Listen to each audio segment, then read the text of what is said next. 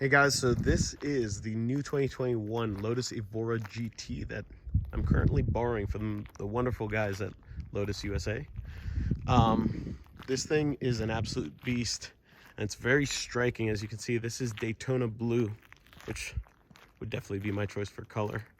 This also has the carbon pack on it, which is a fairly expensive but weight reducing pack, which gives you a bunch of carbon fiber, including this rear section here, which completely eliminates a window. So maybe not the most practical choice. As you can see, it looks like Venetian blinds, and that's what it looks like peering out from the inside.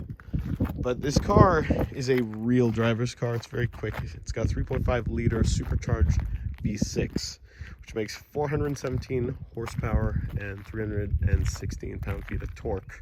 That power comes at 7,000 RPM. So you can really wring the engine out on this. As you can see, it's got a 6-speed manual transmission, which is just sporty, notchy, has nice short throws. It's very easy to figure out, actually. And you can see this cluster, which I'll tell you is a little bit dated, in my opinion. And this infotainment unit, which looks a little aftermarket, but is actually the standard unit. And it does have CarPlay, which is nice. You get a handbrake, which I'm a very big fan of, and no silly hill assist to kind of mess you up. And this has back seats. Can you believe that? This thing is, I mean, I would say that this is very optimistic as far as a back seat. I'm relatively short, so this is about as good as the legroom would ever get, but if you're taller, there's no hope. Just consider it a partial shelf or something like that.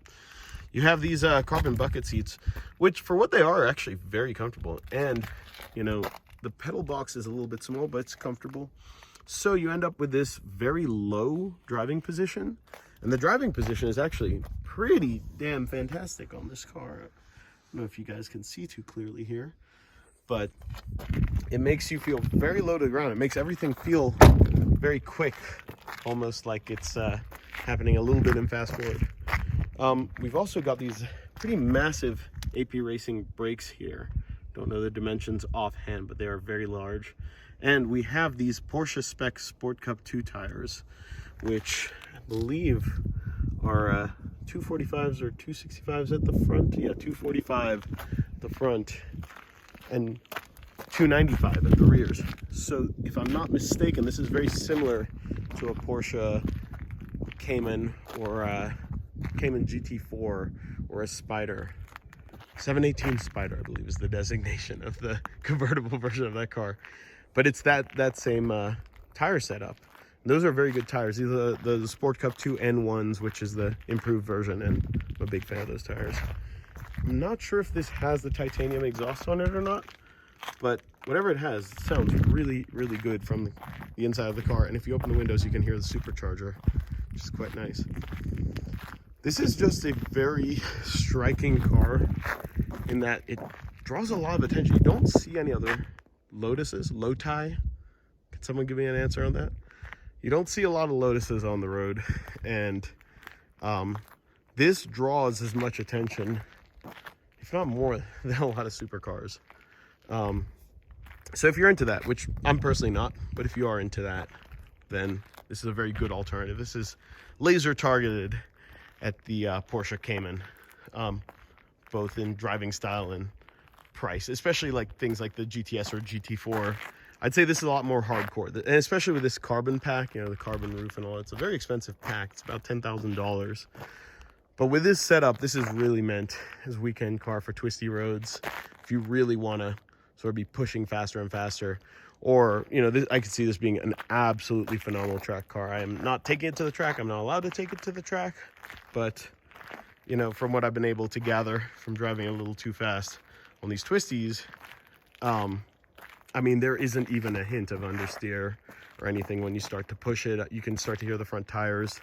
The steering on this is rack and pinion. It's old school. It's not electronic steering like the newer cars. So as a result, there is a lot of road feel. It's a very, very communicative car. That doesn't always translate to the most comfortable car. So around town, although it is very easy to drive with the transmission and that much power and torque, It's not necessarily the most comfortable, most sensible daily, but if you choose, you know, if there's a will, there's a way. For someone, this is the perfect daily. Just might not be me. And this is further evidenced by the fact that if we just open the hatch here, I'm actually gonna have to prop this up by hand because this has an actual prop. This is a fairly lightweight hood because it's a carbon fiber one, but this is your only trunk. The front does not have a frunk. You have your engine right here, which poses a little bit of a problem because if you have anything you want to keep cold, well, you have a supercharged engine a few inches away from it. Might not be the best bet. But if you want to fit a helmet, you know, stuff for the track day, not only do you have that, but you have your little personal shelf here. And I suppose that's where you put groceries and such, or anything that you actually did want to keep cold. But yeah, this is a little overview. I only just got the car yesterday. I'm still putting it through its paces. I'll update you guys with some more of my thoughts. But please let me know if you have any questions, as I would love to answer them. Thanks for watching, guys.